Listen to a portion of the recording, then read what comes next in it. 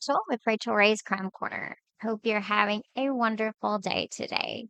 So, I'm back with another story. There's actually two stories in this one, but they are connected, and you'll see how in a little bit. So, the first one I'm going to talk about has actually, they've both been solved, but the first one I'm going to talk about has just recently been solved. I'm going to start with the backstory. Today's story is about Karen Neves Snyder. Karen Neves was born in 1948 to Russell and June Pearl Neves. She grew up in Cedar Lake, Indiana, along with her two brothers and three sisters. Paul Snider and Karen Neves met at Lowell High School and they fell in love.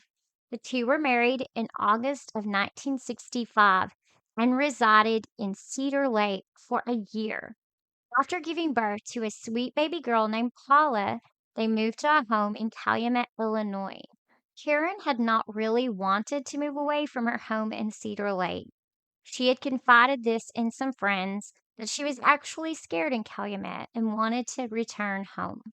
Paul had a job as an electrician with the Indiana Harbor Belt Railroad, where he worked the afternoon shift and got off in the evenings around 11. Karen stayed home to take care of baby Paula.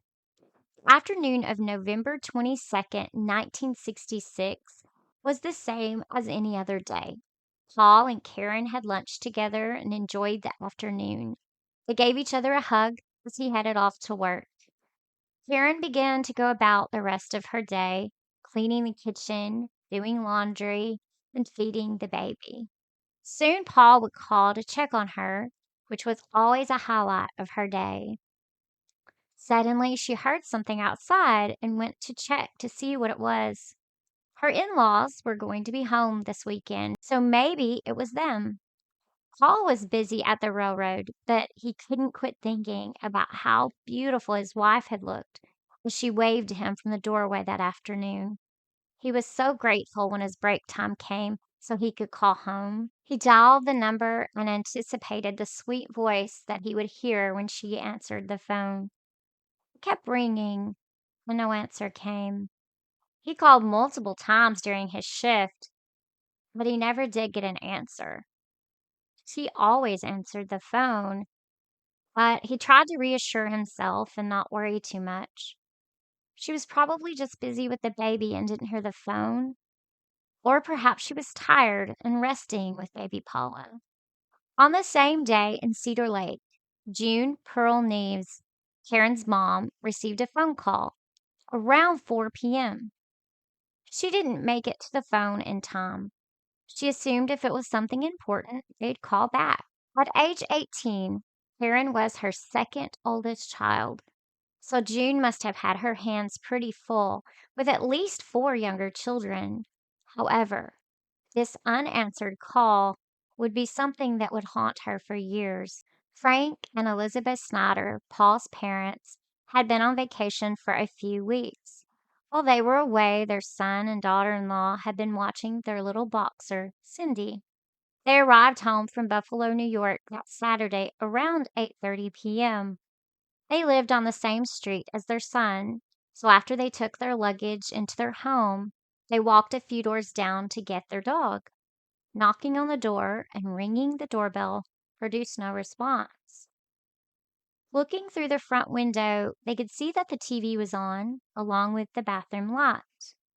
They walked around to the back door, but it was locked. They went to the garage, retrieved their boxer, and took her home. Uneasy by the lack of response, they telephoned their other son to inquire if he had heard from Paul or Karen that day. He said he had not. When Paul's shift ended, he rushed home. On arriving, he noticed a couple of peculiar things. Karen always left the porch light on and opened up the blinds before he got home in the evenings. This night, the porch light was not on, and the blinds remained closed. He rushed to the door and, using his key, entered the house.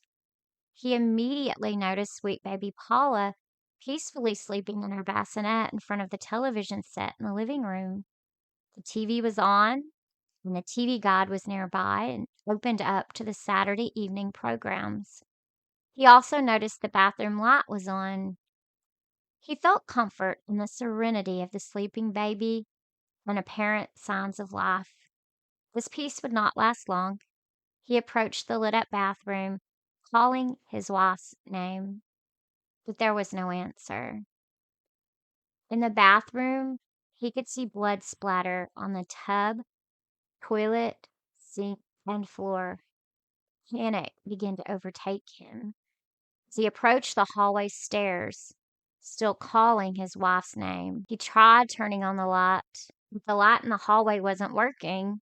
He entered the bedroom and began to try to find the dresser lamp. It was gone, but in the dark, he tripped over something. He dashed downstairs and retrieved a flashlight. Returning to the bedroom, he was presented with the most gruesome, heart-wrenching thing he had ever seen. His darling bride lay on the floor, blood splattered everywhere, telling the story of a harrowing struggle. Perhaps as she was fighting to survive, she worried that this monster would try to harm her precious baby after he was done with her. She would have done anything to protect her daughter. Paul ran downstairs and called the police. After his call to the police, the operator called his parents to inform them that they needed to go assist their son. The two arrived at their son's home and could hear him shouting, "Somebody help me! Somebody, please help me!" Mrs. Snyder used a flashlight to go upstairs in hopes of rendering aid to her daughter in law. Upon entering the bedroom, she was shockingly aware that there was nothing she could do for Karen. She kept her husband Frank from entering the bedroom due to the horrendous scene. She went back outside to be with her son and grandbaby. As you can imagine, Paul was inconsolable. A little while later, the police arrived and began to investigate the grisly crime scene. At first, they believed the victim's wounds had been caused by a shotgun blast due to the excessive damage done to part of her body. Upon further observation, they realized the trauma was caused from multiple stab wounds by a sharp instrument over and over in the same spot. They were aware from the disarray and the amount of blood everywhere in the room, Karen had put up a significant fight against her assailant. The glass top on the dresser had been pulled down, and Karen's body lay on top of the shattered glass. A tan princess phone had been ripped out of the wall and was lying across Karen's body with some of the cord around her ankle. She still had on the same clothing she had been wearing when Paul left for work that afternoon, although now it was in disarray, torn, and soiled by blood. She had reddish gold hair strands in her hand, which matched her own hair. Blood was found on the bedding and the bed itself, which had also been broken. On the floor lay a light bulb covered in blood, and police believed it had been unscrewed from the hallway ceiling fixture. The TV had been knocked over and was lying face down on the floor. There was a 5-pack of Muriel Coronella cigars lying in the baby's upstairs crib at the foot of the young couple's own bed. A Zippo lighter was lying on the victim's forearm. Found this to be a little interesting because cigars used to be a gift given to relax expectant fathers and help pass the time as they paced the waiting room floor. Could it be that the perpetrator wanted to send some sort of strange message? The Chicago Crime Lab was called in to assist the officers in gathering physical evidence and fingerprints. According to Paul, the only two things that were missing were Karen's blue wallet containing $50 and a lamp was missing from the living room. There was evidence that the intruder had attempted entry through different places before getting into the home. A window on the north side of the house was broken. A window in the basement had been broken, and blood was found on the jagged pieces of glass. All of the windows and a door leading to the basement had all been locked from the inside. There was also evidence of attempted forced entry at the back door of the home, along with pry marks on the lock. The front door latch was stained with blood, both on the inside and outside. Detectives felt as though Karen either knew the intruder and opened the door, or she had opened the front door and was overpowered. The open window and pry marks on the door were seen as cover up tactics. There were streaks and drops of blood all over the downstairs area, including the kitchen, living room, and bathroom. They found it strange that there was no blood on the actual rug. There were streaks of blood all along the edge of the rug and on a phone cord lying on the floor. There was a soiled washcloth, two pairs of pants, and a bed sheet found in the bathroom. It was believed the intruder had used these to try to clean himself up. The murder weapon was thought to be an ice pick, screwdriver, or penknife. There was a screwdriver found in the kitchen that was entered into evidence at first, but it was tested and ruled out as the murder weapon. The Snyders' next door neighbors, the Linda Barkers, were questioned about the night of the murder to see if they had heard anything. They had a small black haired dog that would bark with the drop of a hat. The dog had not made a peep on the evening of the murder. Mrs. Linda Barker said if Nikki, her dog, would have barked, she would have checked it out. She said she couldn't hear well and had known nothing of the crime until a reporter called. They then looked outside and saw all the flashing lights. They didn't know Karen. John Linda Barker said he had known Paul since he was just a little fella. Paul's mom said that their boxer Cindy would have barked if she had seen anyone approach the residence, and when she barked, it was heard throughout the entire neighborhood because of how loud her bark was. At first, the police took a hard look at Paul, but he was fairly quickly ruled out as a suspect. They questioned everyone they could find that Karen and Paul were connected to in any way, including acquaintances, friends, and family. They originally narrowed their list down to 6 prime suspects.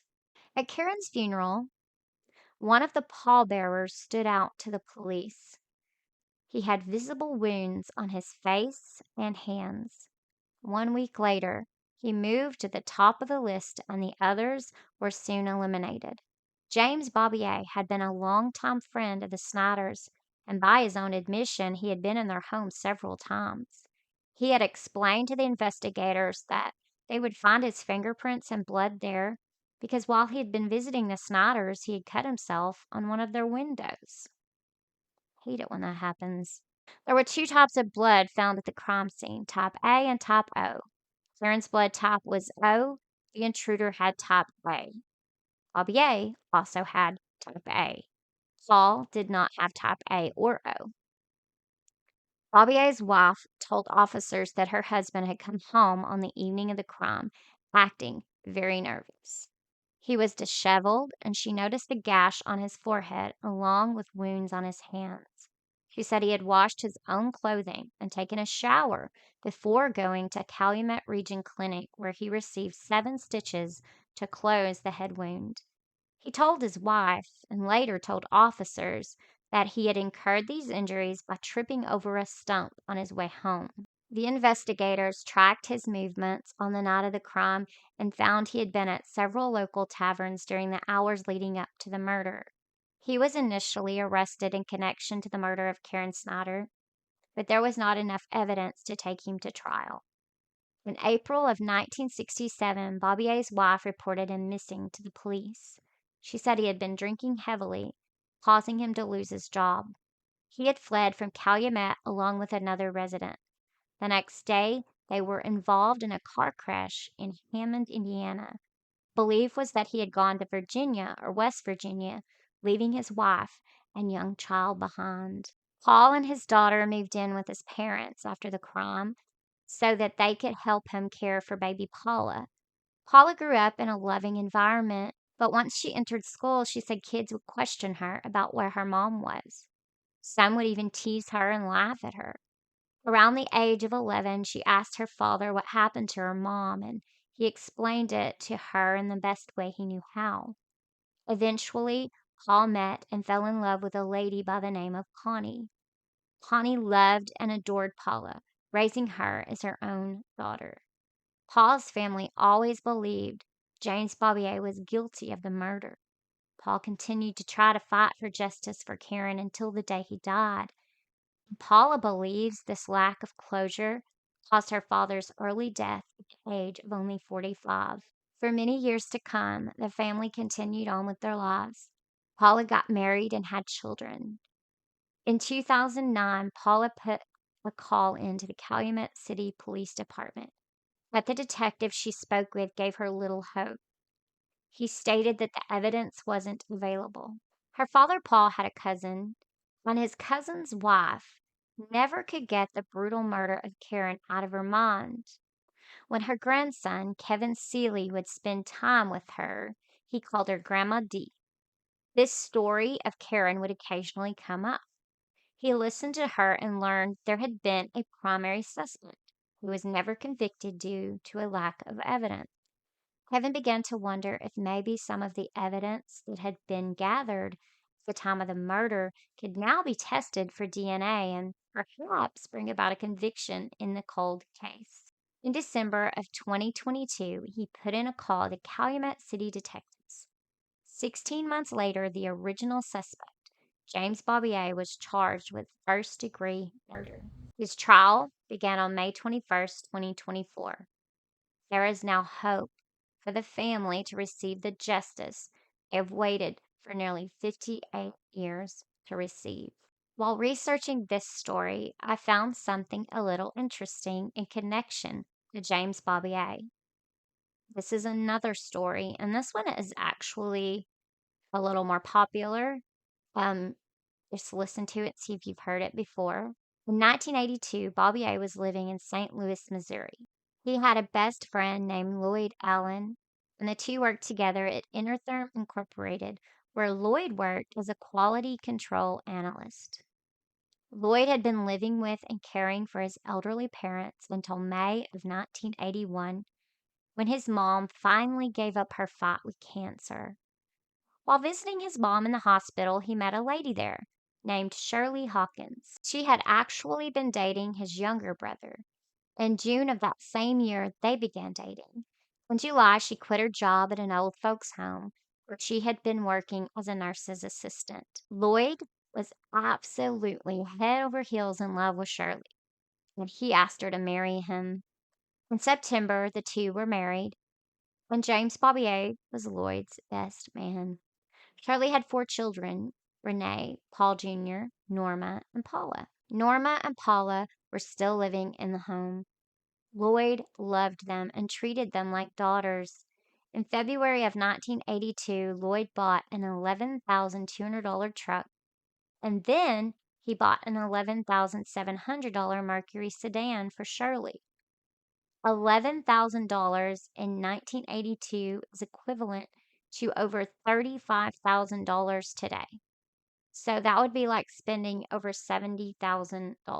Shirley insisted that Lloyd purchase disability insurance. He laughed at the idea because he had never missed a day of work.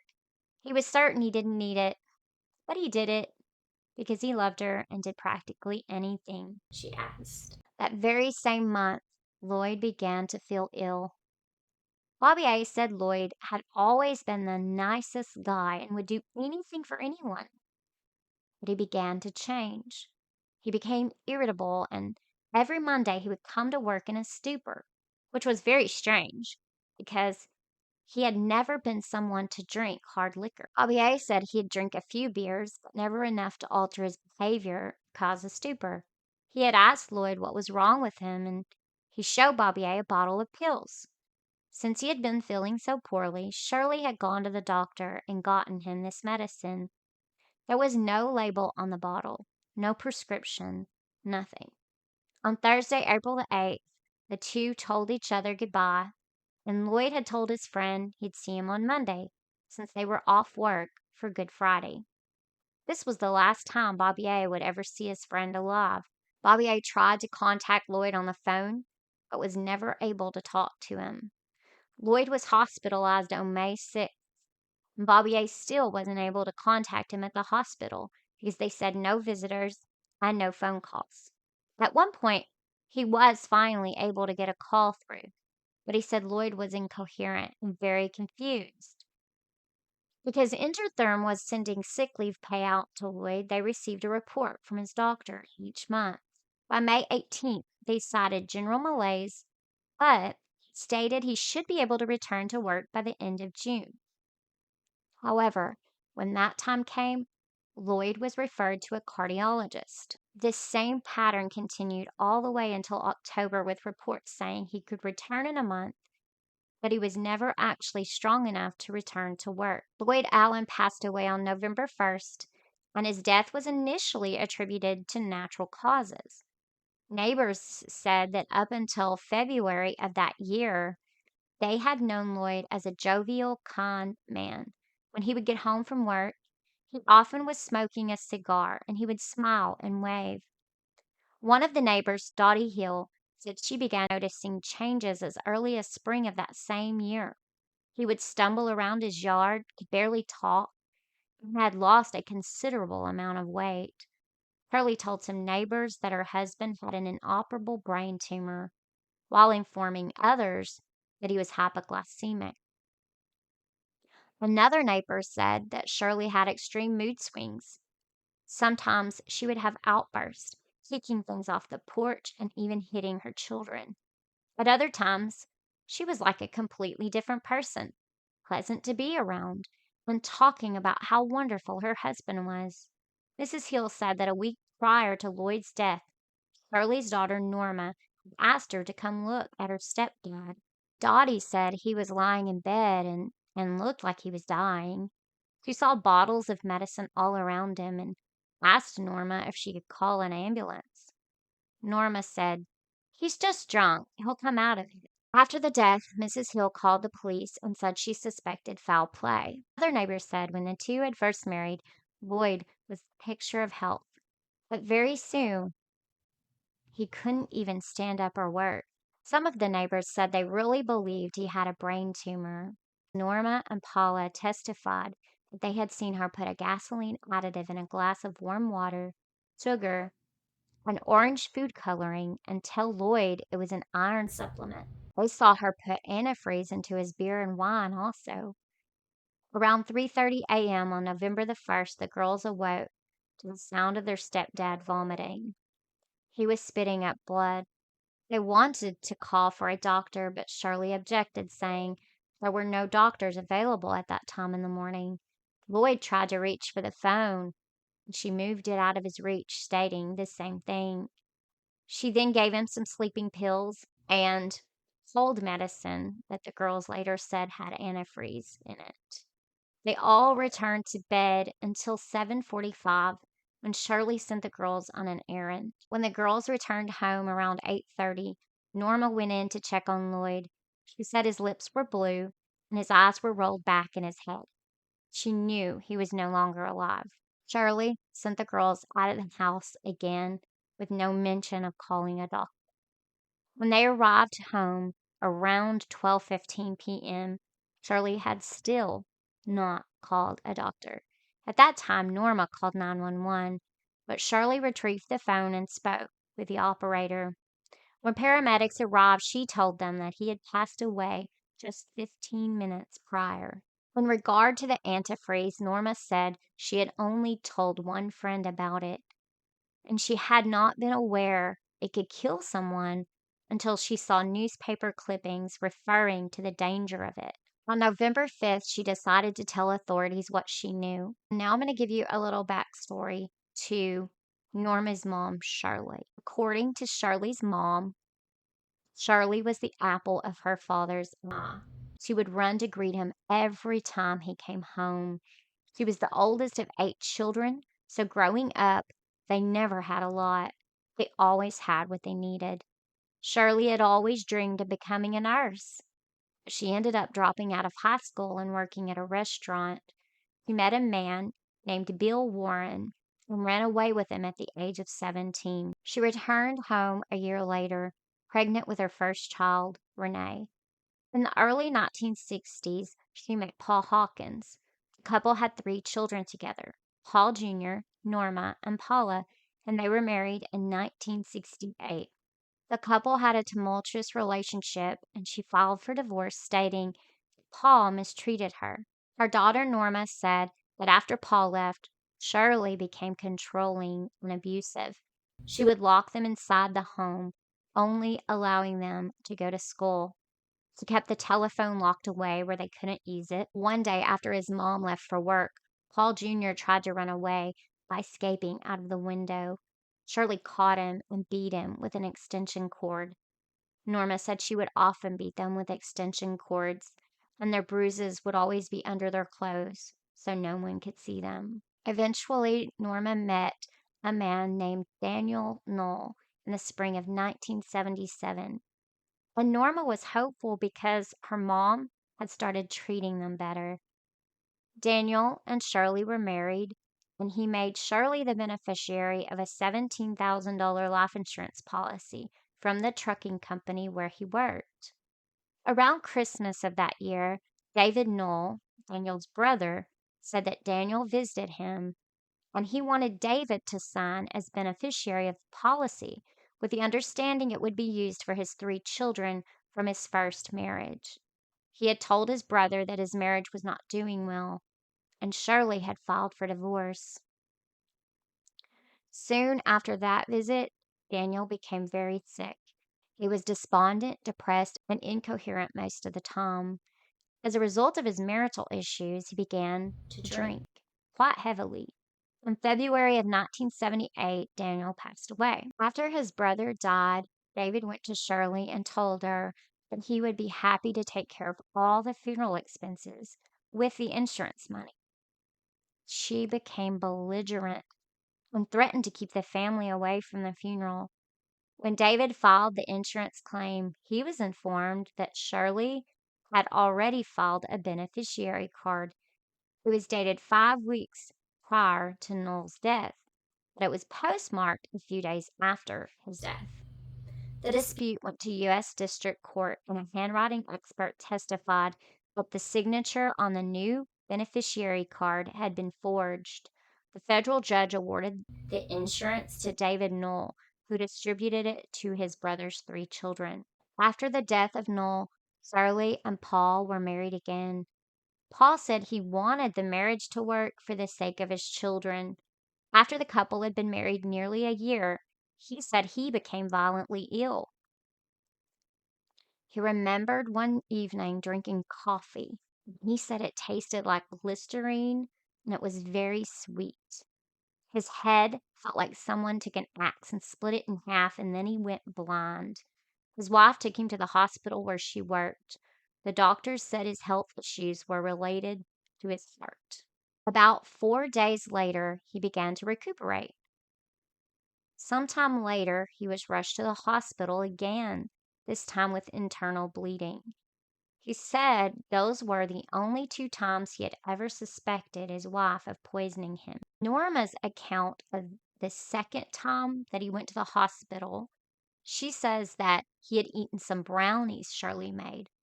Norma tried to eat one, and Shirley slapped it out of her hand, saying the brownies were not for her. She had made those just for Paul. Afterwards, he became very sick and had to be admitted into the hospital. When he returned home, he began opening all the cabinets looking for something. Norma said she thought it was rat poison.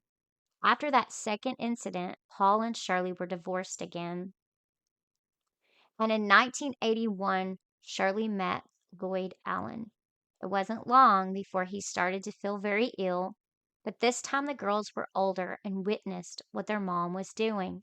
She began to be careless and didn't even consider that they saw her putting poison in his medicine and drinks. After Lloyd's death and Norma advising the police of what her mom had been doing, there was an autopsy done on Lloyd's body. The autopsy revealed that Lloyd's body was saturated with ethylene glycol. Symptoms of ethylene glycol poisoning include lethargy, vomiting, abdominal pain, and a comatose state. After Norma's statement to the police, they went to Allen's home and found the antifreeze that had been used. They also discovered that just a couple of months prior to his death, Shirley had taken out a $25,000 life insurance policy on him.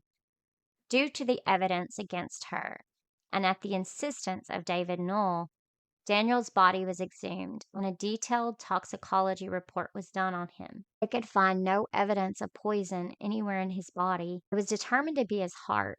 The report said it was arteriosclerotic heart disease and acute alcoholism. That's very hard to accept knowing what Shirley was capable of. I don't know how she did it, but I really believe she did something to him. In the case of Lloyd Allen, Shirley was tried and convicted. In July of 1984, she was sentenced to life imprisonment without eligibility for probation or parole for 50 years. 14 years later, she died in prison. If you want to know more of Norma's story, there's an episode of Evil Lives Here. It's season 5, episode 11, called Poisoned by Love. Norma tells her entire story, and it's quite interesting. You're supposed to be able to watch it on Max, but I have Max and I wasn't able to find it there. I watched it on Facebook Reels. We see that Shirley had to pay for her crime. Now we just have to wait patiently for Lloyd's friend, James Bobbier, to pay for his brutal crime against Karen Snider. Little did the police know, when they were getting information from Bobbier about Lloyd Allen's health up until the time of meeting and marrying Shirley Hawkins, they were actually talking to a murderer. Prayers for justice for Karen and her family. This man needs to be locked up. He's been free for 57 years. Thank you for taking time to listen. May God bless you and keep you.